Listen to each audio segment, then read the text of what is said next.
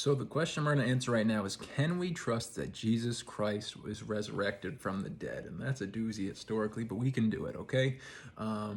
So let's start here. 42 writers mention Jesus within the first 150 years after his death, okay? And only 9 of these are biblical writers, and some of them are even secular historians.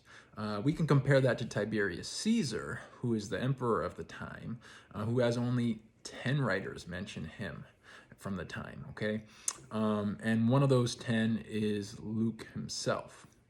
First century historians like Josephus and Tacitus mention Jesus and verify much of what the New Testament writes. And then on the other side, you've got Christians like Ignatius and Clement who reference and quote much of the New Testament. So let's shift gears to just focus on the resurrection now. An apologist named Matt Slick gives 6 evidences for the resurrection. 1 is the textual reliability of the New Testament documents. 2 is the retention of the crucifixion wounds after the event. 3 is the post-death appearances to many people. All right. 4 is prophetic fulfillment. 5 is the accounts written by eyewitnesses.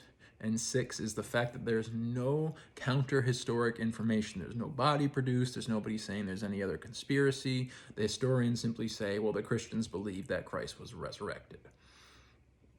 Another guy named Gary Habermas gives us 6 facts that support the resurrection, and these are things that are believed by most historians, and even atheist historians will really not question these facts.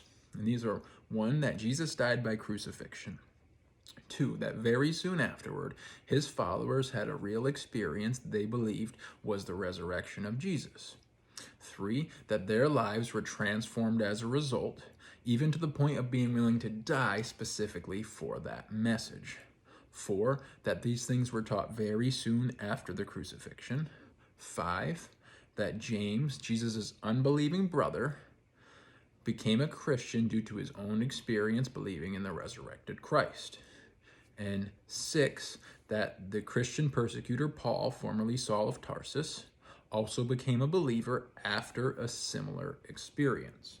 So we can see that historically we have every reason to believe that Christ is risen from the dead.